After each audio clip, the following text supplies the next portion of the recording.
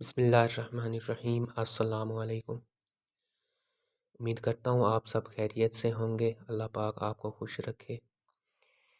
आज का lecture number 2 हमने स्टार्ट करना है। ITA PRC 4 की बुक है। ICAP ने जो हमें बुक प्रोवाइड्स किया है CA के लिए, उसकी book PRC 4 introduction to accounting है। इससे पहले लेक्चर 1 हमारा हो गया था। उसमें हमने बिजनेस ऑर्गेनाइजेशन और इसकी टाइप्स हमने डिटेल से डिस्कस की थी।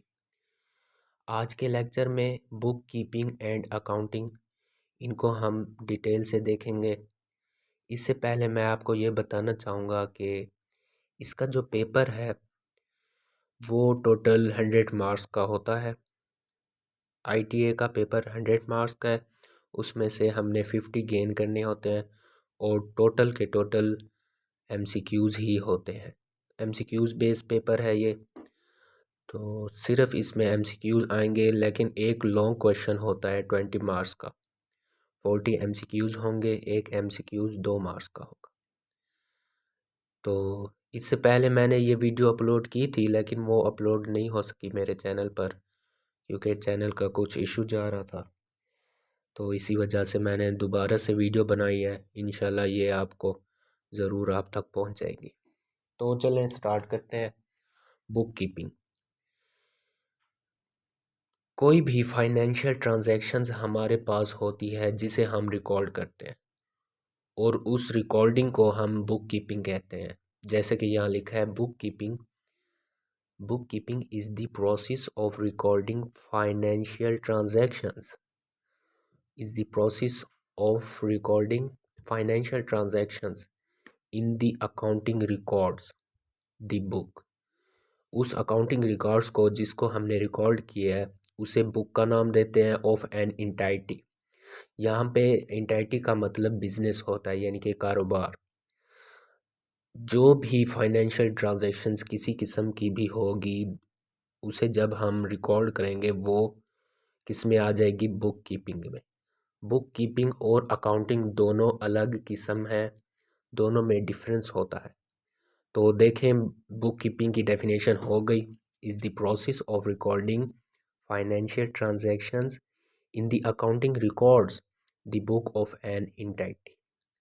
इसके बाद आ जाती है अकाउंटिंग। उसमें हमने देखा था सिर्फ बुक कीपिंग में क्या देखा, सिर्फ रिकॉर्ड करती हैं फाइनेंशियल ट्रांजैक्शंस को, लेकिन अकाउंटिंग में बिल्कुल ऐसा नहीं है। अकाउंटिंग में देखें, इसको रिकॉर्ड भी करेगी, क्लासिफाई करेगी, आगे उसको आगे तक ले जाएगी, समराइज करेगी, फिर उसकी इंफॉर्मेशंस हमें मिलेंगी।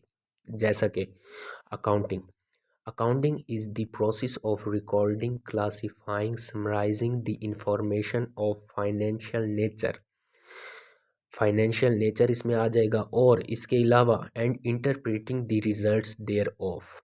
ये था डिफरेंट दोनों में, बुक कीपिंग और अकाउंटिंग में। इन दोनों की डेफिनेशंस याद कर लेनी है। इसके बाद आ जाते हैं कंपोनेंट्स ऑफ फाइनेंशियल स्टेटमेंट्स। ये देखें आप,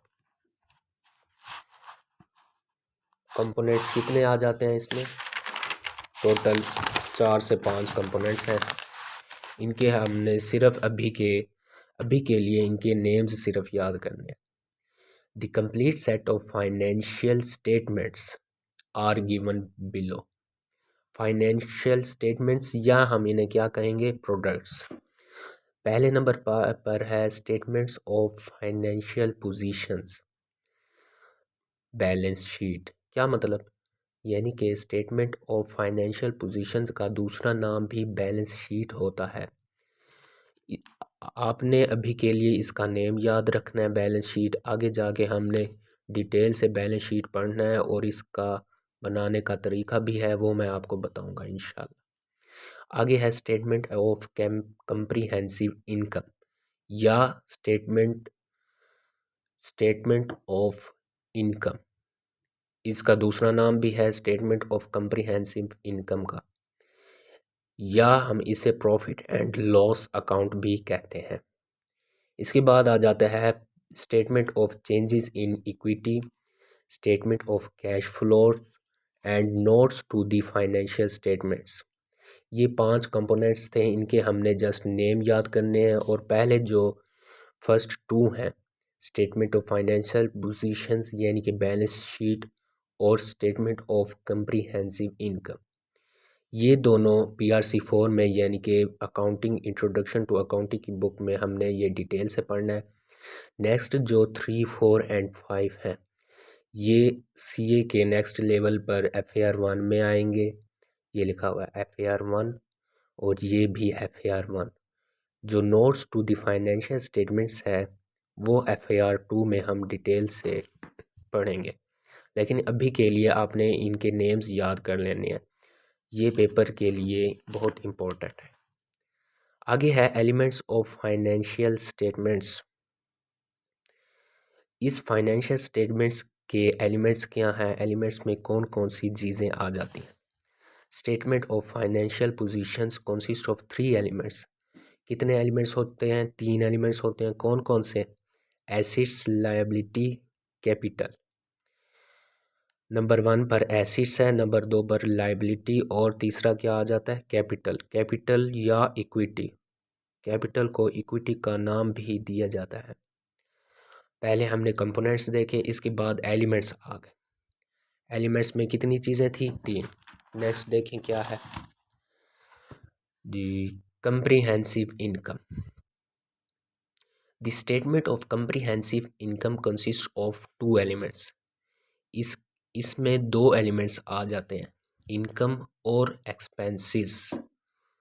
जो पहले था एलिमेंट्स उसमें 3 थे, अब इसमें कंप्रीहेंसिव इनकम है, इसमें कितने आ जाते हैं? सिर्फ 2, इनकम और एक्सपेंसेस।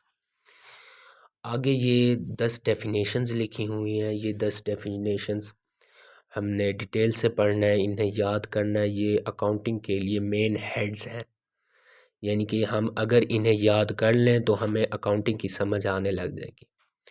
देखें, कैपिटल्स, एसिड नंबर 1 पर कैपिटल, एसिड, फिर लायबिलिटीज़, उसके बाद परचेजेज हैं, परचेजेज रिटर्न, इसी तरह यहाँ पे sales return, other income, expenses and drawings. ये हो गए, ये 10 डेफिनेशंस हैं। आप इसे नोट कर लें या स्क्रीनशॉट्स ले लें तो ये आपके लिए फ़ायदेमंद होंगे। आगे इनको डिटेल से हमने पढ़ना है। फर्स्ट नंबर पर है कैपिटल या इक्विटी।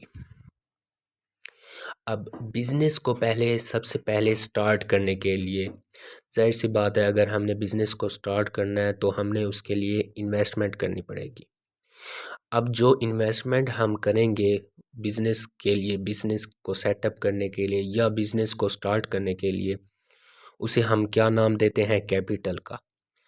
यहाँ देखें, investment made by the business owner is known as capital. Investment made by the business owner is known as capital. जो बिजनेस का ओनर होगा, यानी कि जो बिजनेस का मालिक होगा, उसने जो भी इन्वेस्टमेंट की होगी, किसके लिए? बिजनेस के लिए। बिजनेस के लिए जो भी इन्वेस्टमेंट उसने की होगी उसे हम क्या नाम देंगे? कैपिटल्स या इक्विटी का। कैपिटल को दूसरा नाम इक्विटी भी कहते हैं इसे। और दूसरे नंबर पर यहाँ क्या है? एसिड्स। एसिड्स असासाजात को कहते हैं। असासाजात जैसा कि आबाओ अजदाद हमारे होते हैं, उनके असासाजात होते हैं, वो एसिड्स में आ जाते हैं। इसकी डेफिनेशन देखें, assets are the obligations to the entity to pay money in the future. जो मनी हमने फ्यूचर में पे करनी हो उसे हम एसिड्स कहते हैं। देखें, assets are the obligations to the entity to pay money in the future. Obligations, यहाँ पे वर्ड यूज़ हुआ है ओब्लिगेशंस। ओब्लिगेशंस वो होते हैं जो हम पर फर्ज हों, ठीक है, हमने जो फ्यूचर में उसकी अदायगी करनी हो। अब फ़र्ज़ करने मैंने किसी से पैसे उधार लिए, 10,000 अगर मैंने किसी से उधार लिए तो वो मेरा एसिड्स में आ जाएगा। मैंने उसे वापस करने हैं तो ये क्या है? assets. Assets are the obligation to the entity to pay money in the future. ये एसिड की डेफिनेशन होगी। इसके अलावा लाइबिलिटीज़ है, परचेजेस रिटर्न, और इसी तरह 5 और डेफिनेशंस, ये हम इंशाल्लाह नेक्स्ट देख लेंगे। आज के लिए इतना ही काफ़ी है। तो इंशाल्लाह नेक्स्ट वीडियो मैं जल्द ही अपलोड कर दूंगा। अपना बहुत सारा ख्याल रखिएगा। Thank you. अल्लाह हाफिज़।